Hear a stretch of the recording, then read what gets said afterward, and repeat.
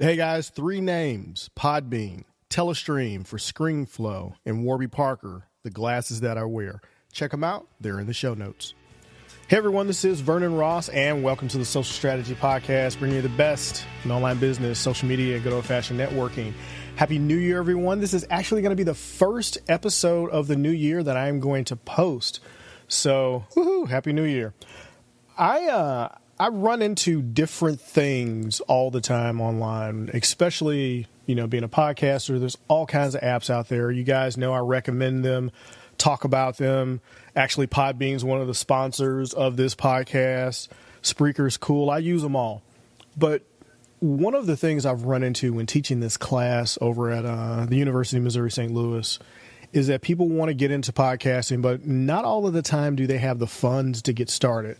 The microphones can be expensive. The mixers can be intimidating and push people off from it. And all of the stuff that you need, especially when you see a student walk into the audio lab and there's boom arms and microphones and professional looking equipment, and they're like, oh, wait a minute, I didn't want to go into radio. That's kind of the impression that they get. So anytime I discover something that you can take audio, put it online, and get your thoughts and your message out into the world, I'm all over it. So I was actually on another audio app called Anchors. It's an app where you leave 2-minute messages and people can respond to them. It's okay. It's cool. Came out, I think, maybe a couple years ago. But I heard about another application called Bumpers, and someone had just discovered it, but it's not brand new. Today's guest, I've got Ian Ownsby. He is the creator, founder of Bumpers. Ian's not one of these just typical startup guys that he just had a great idea, jumped out of college, and it's like, hey, let's give me some money, VCs. He's actually been around for a while. He started at Twitter in 2008, so he's been in the game since the game was starting to get good. So there's no brand newish to Ian. He knows what he's talking about. He's a software engineer, iOS developer, engineer, and of course, like I said, the co-founder of Bumpers. Ian, man, welcome to the show. Thank you. That's all correct. All of that was spot on. Awesome. So how did this idea come about? Yeah, I mean, kind of what you were talking about. Me and my friend used to make or had the idea of like, oh, we're funny, and so let's make a podcast. And we would kind of record us just talking about what happened that month in tech, because that was the industry we're in. And we'd edit it down we'd record an hour and we'd edit it down to 5 minutes of the good parts, right? Mm-hmm. And we published it, and our friends liked it. It was, not serial or anything, but it was good. And we enjoyed making it, and we should have, by all means, should have continued doing it. But we're kind of blown away by the initial startup cost, but, whatever, we're able to do it. And then the editing, which isn't a one-time cost, but like a constant cost, was so bad that we stopped doing it. Which right. was a bummer and kind of showed me how broken the full ecosystem is from start to finish, right? Mm-hmm. So then, like, a couple years went by, and I was thinking about different things to work on. I made an app called One Shot, which, like, lets you summarize articles on Twitter and, like, post this Twitter image of it. Right. And so I was kind of playing around with stuff like that, and I realized that if you could make editing and producing, like, spoken audio or a podcast possible on the mobile phone, then you would open it up to a whole new group of people to create, and you could start solving a lot of the problems with consumption that you get to solve from, like, centralized platforms. No, it's really interesting. I was playing around with it, and I like the fact that everything is contained on the phone.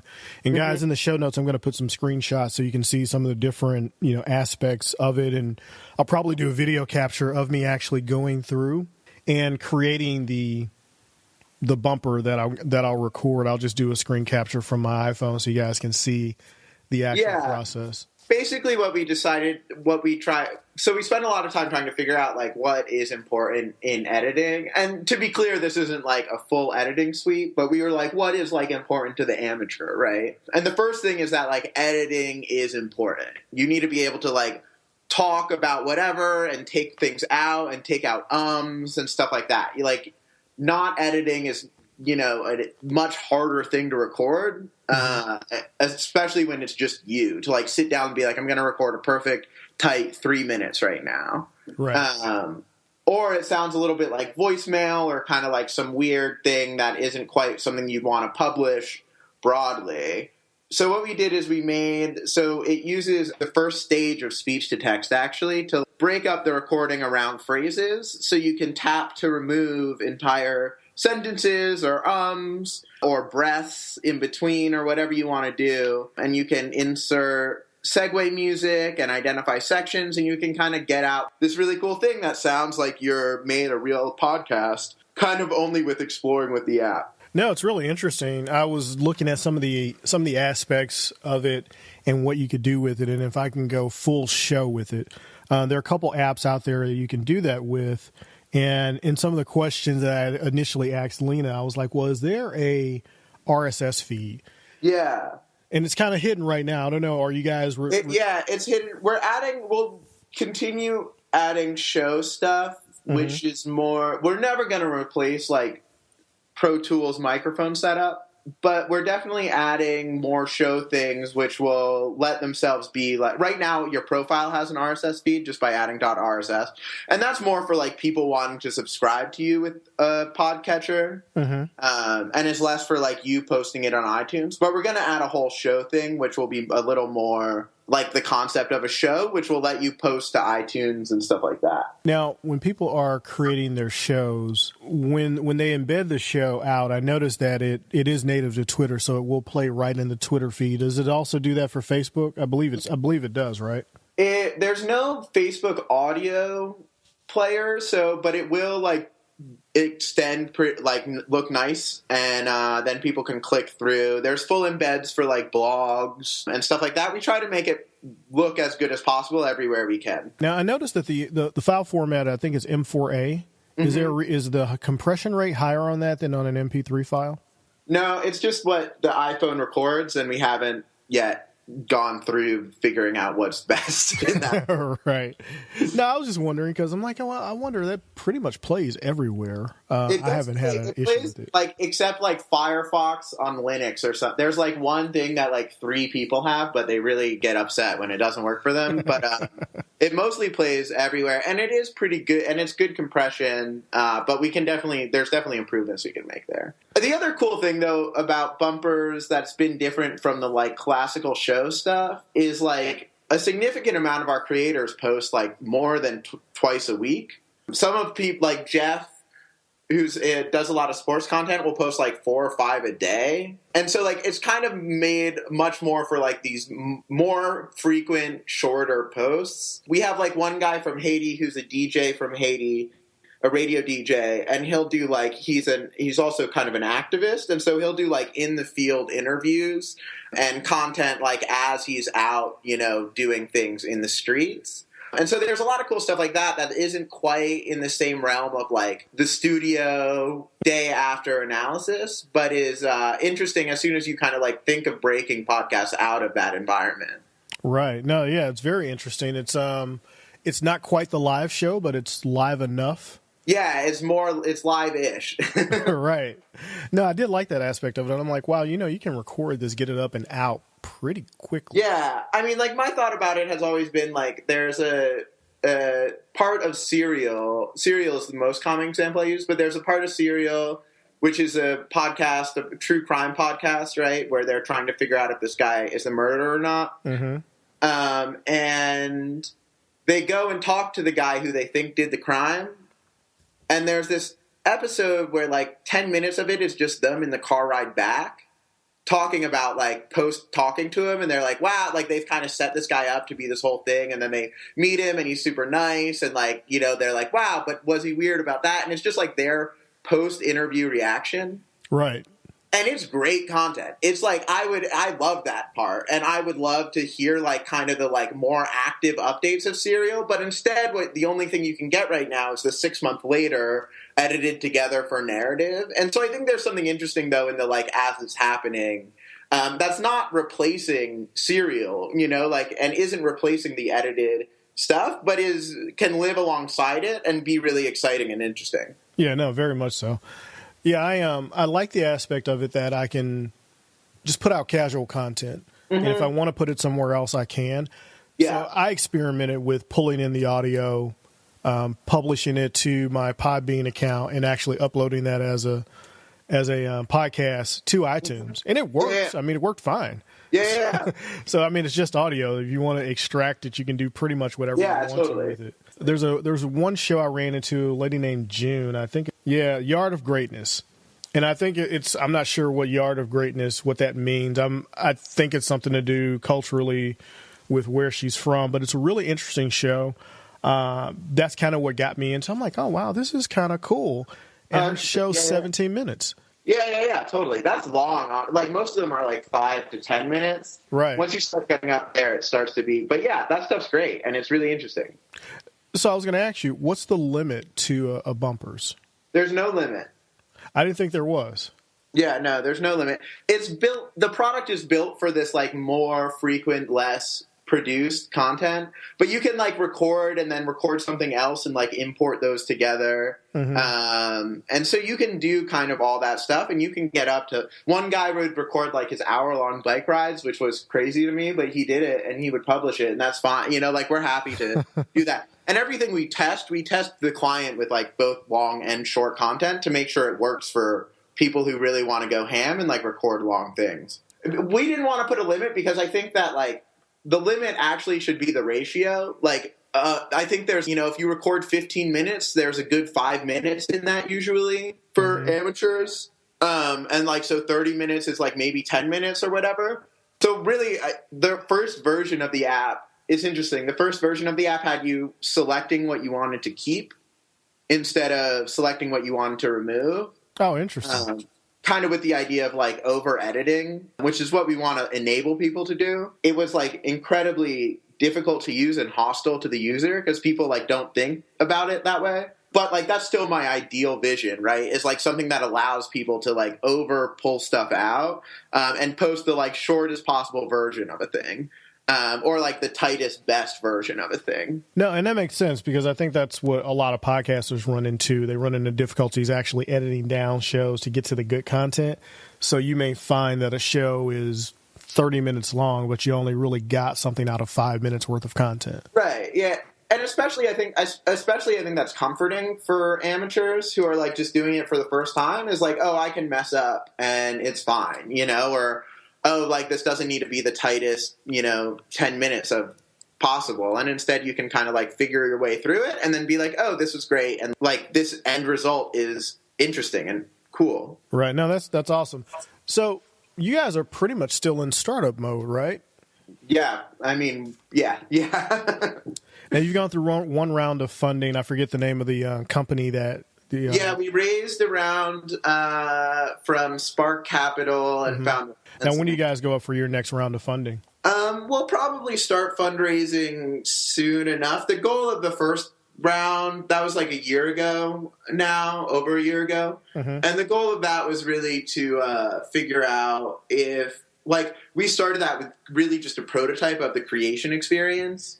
And we thought there was something interesting to this, like, shorter mobile audio stuff, but we didn't know because no one was doing it really. Even if you look at like Anchor, which is definitely in the same audio space, but like their goal is a much more community oriented, like conversational platform. And so no one was really doing like this type of audio. And so we wanted to see if people made it and if people were interested in creating and consuming it. And so we kind of feel like we've gotten to the other side of that. And so now the next phase is to really build out the platform and to build out like shows and stuff like that, and to really like give people ways of interacting with the audience and building an audience.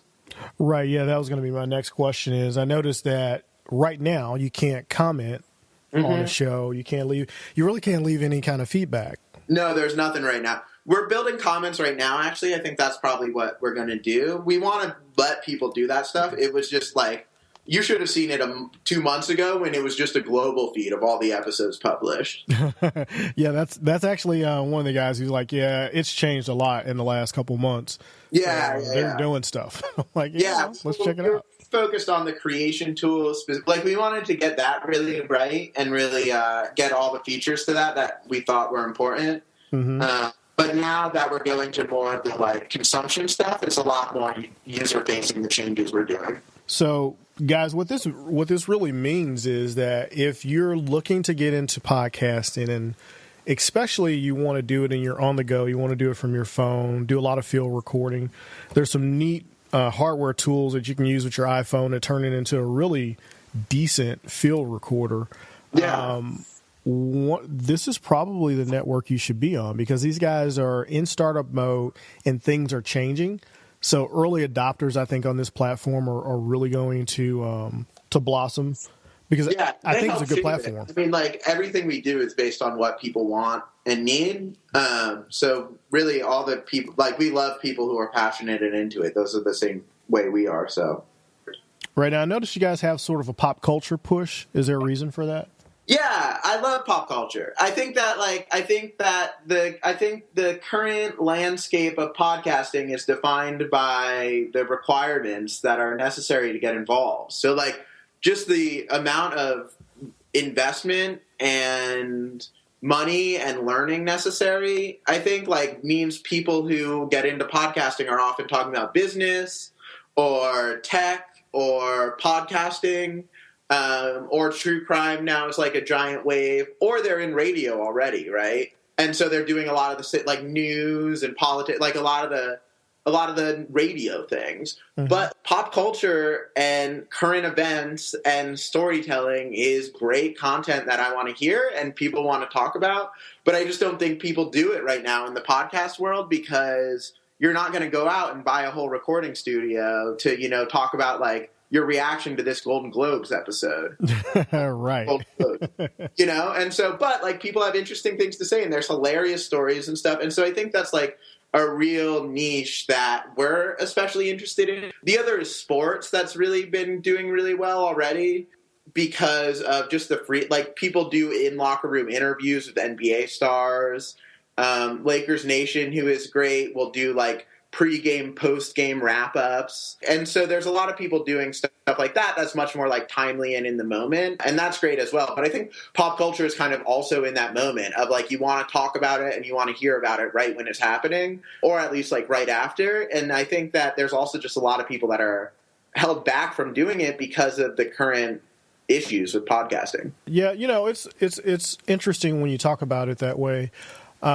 When you look at the cost, I mean, you can get started fairly cheaply, but there's still an investment. You know, you don't need a mixer. You can plug into directly into your computer with a USB microphone. But if you don't know how to do audio editing, and I mean, even then, that microphone is like $60, right? Yeah, and so you're talking about, $60. So, like, if you're like, oh, I have one thing to say, that's the other thing about Bumpers that's different. Is like, you can post one-offs, and like, it's really built for that. Right.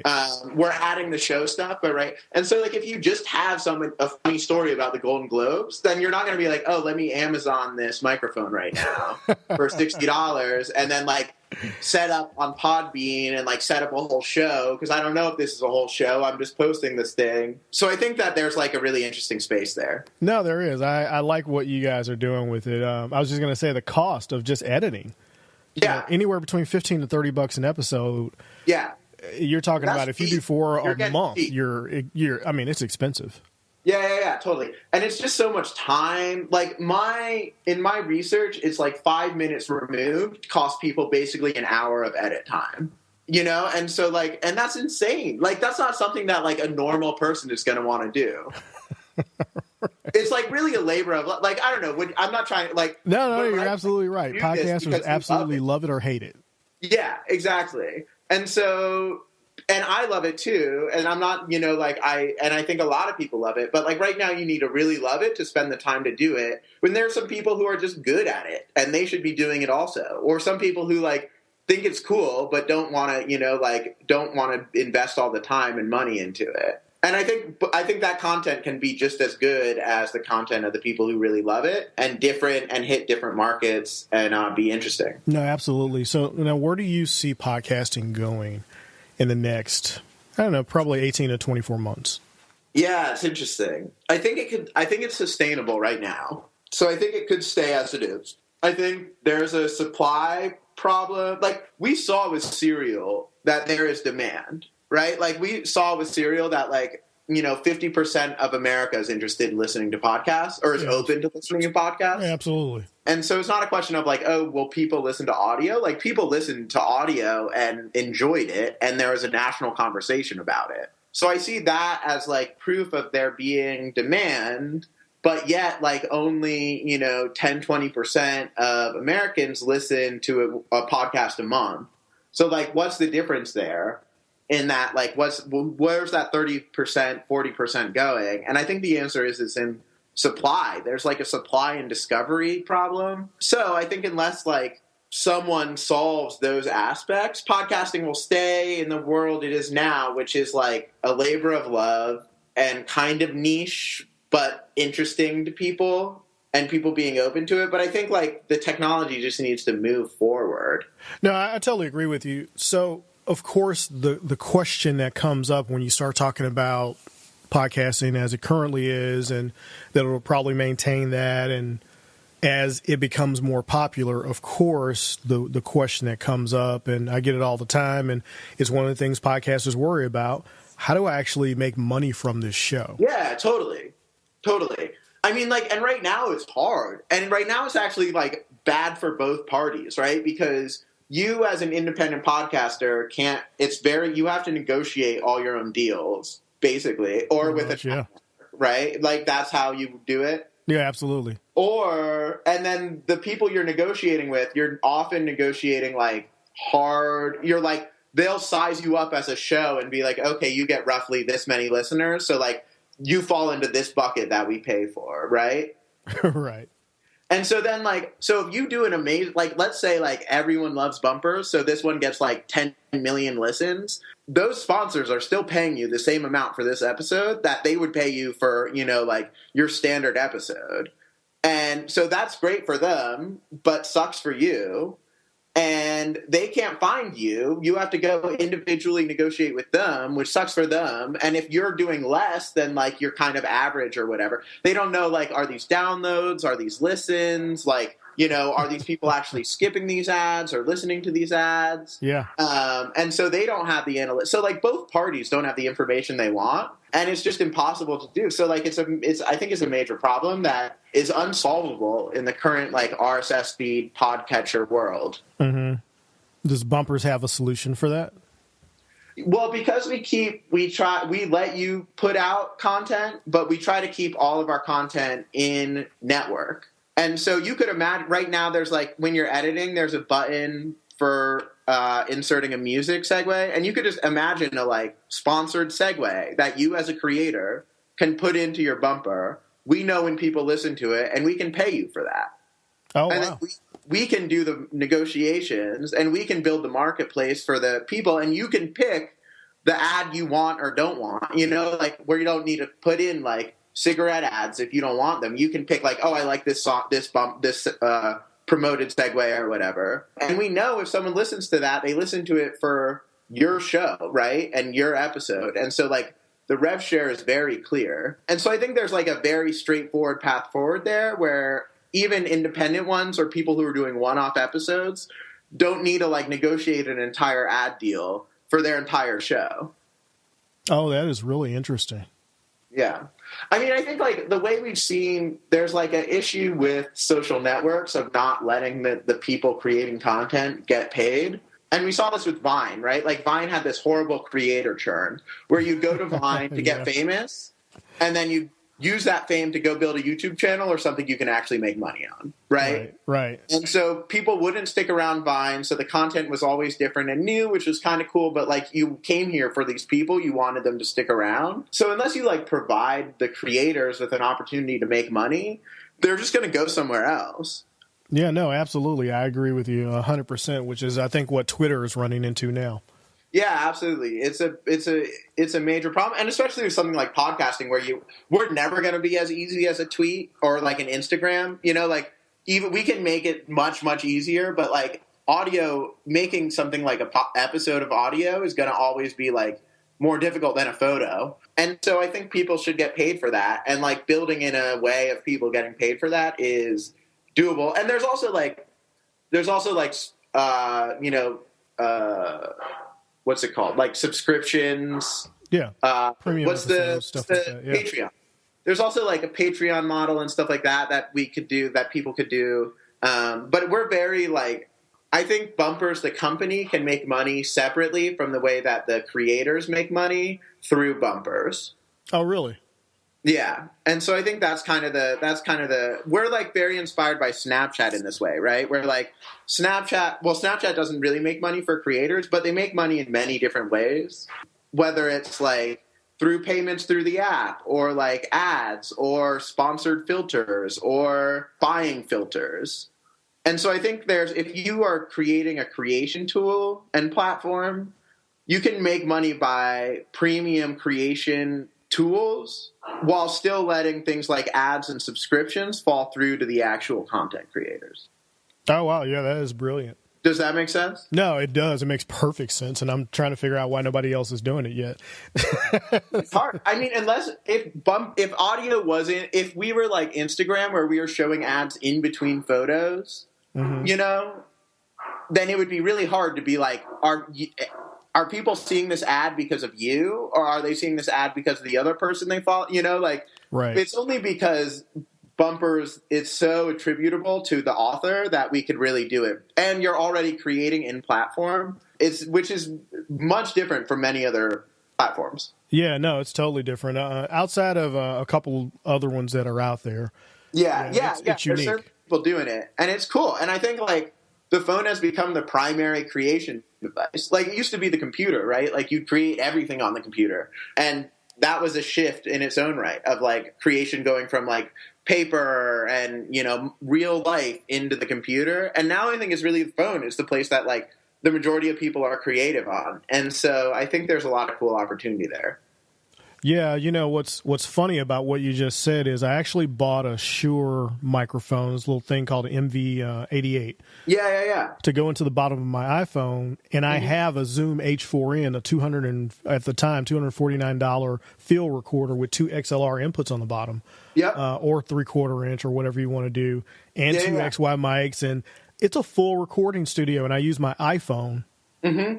Because I don't want to necessarily take that thing with me when I jump on a plane. So, and the iPhone has 6 microphones on it. Right. People don't realize how good the iPhone is at recording audio because you think of it as like a phone call quality, but when you take out the like need to send the audio over the internet and it's just straight recording, it's actually incredibly good at recording audio. Yeah, I've noticed. So it's actually like I think like the microphone is kind of the neglected sensor of the phone. Yeah, I mean, it is amazing the audio that you can get from an iPhone. Yeah. I don't think people realize exactly how much is going on there. Yeah, totally. So it can be like a full field recorder. Absolutely. Yeah, Apple does a poor job of explaining it.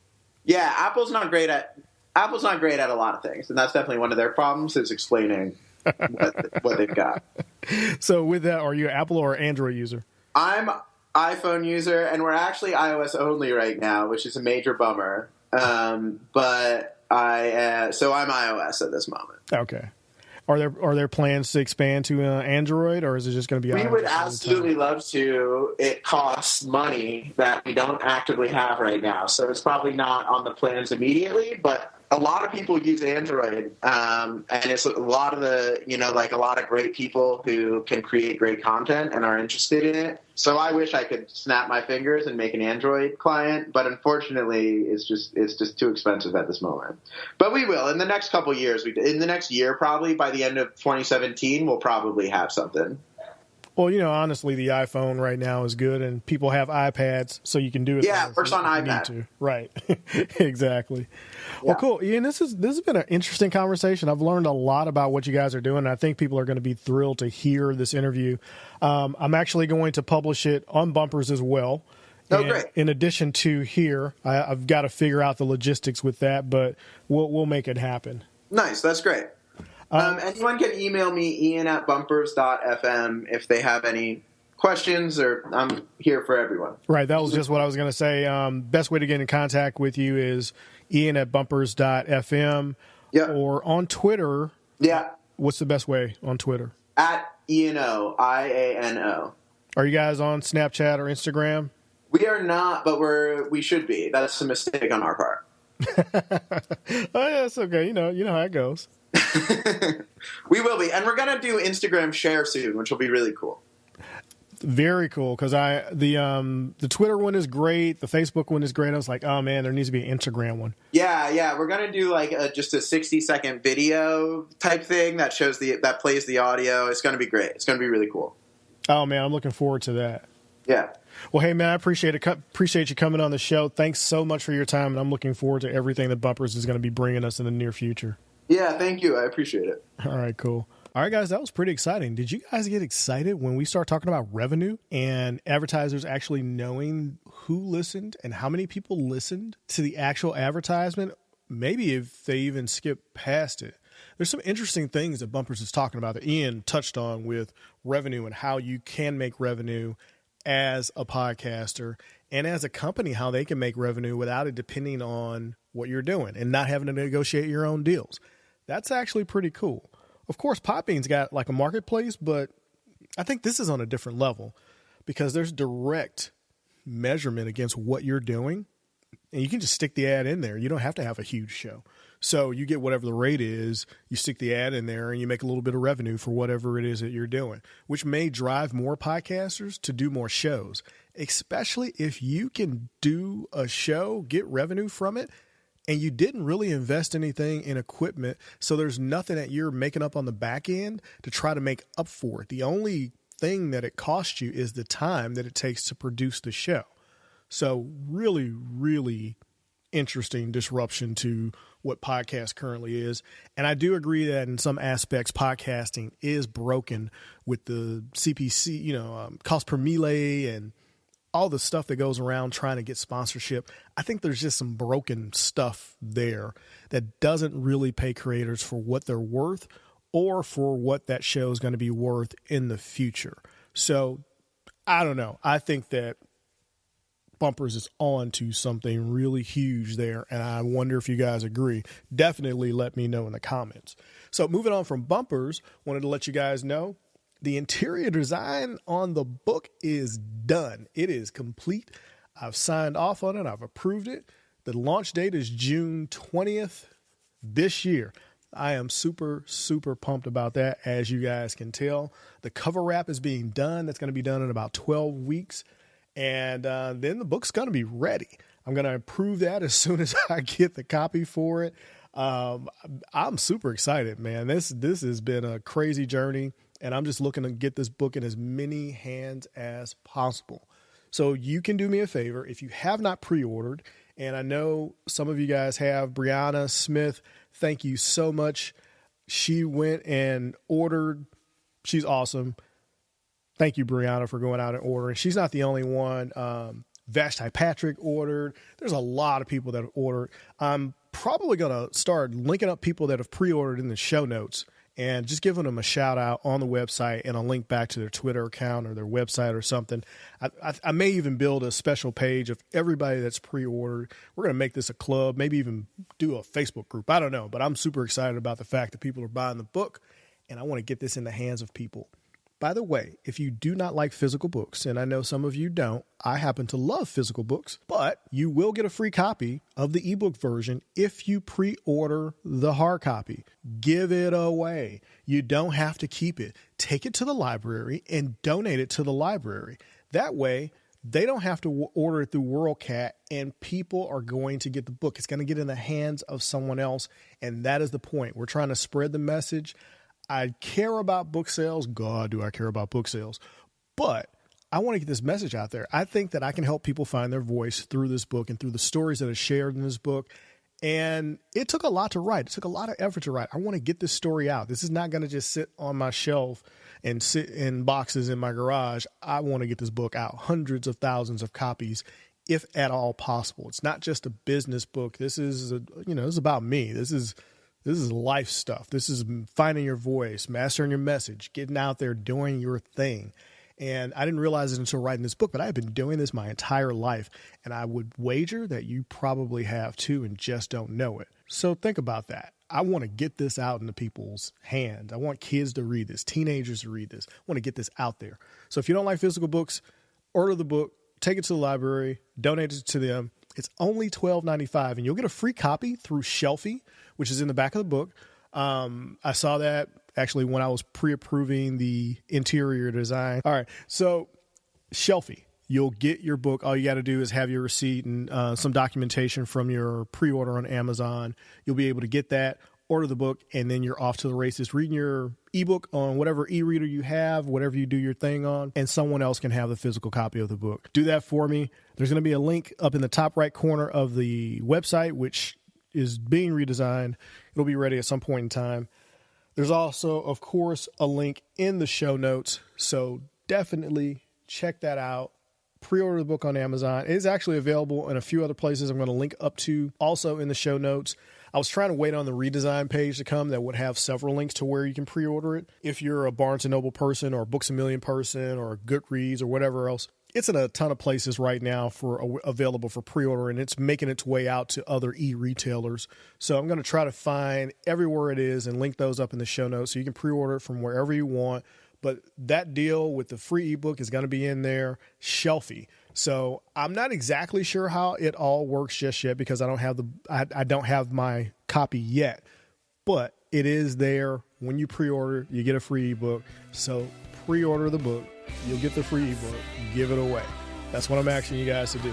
Hit me up on Twitter @RossPR or email me, vernon@vernonross.com. I'm looking forward to your emails. I'm also looking for guests. You want to be on the show? Hit me up in email. Let me know your story, and we'll see if we can tell it on the podcast. All right, guys, we got to go ahead and get out of here, and I will definitely see you in the next episode.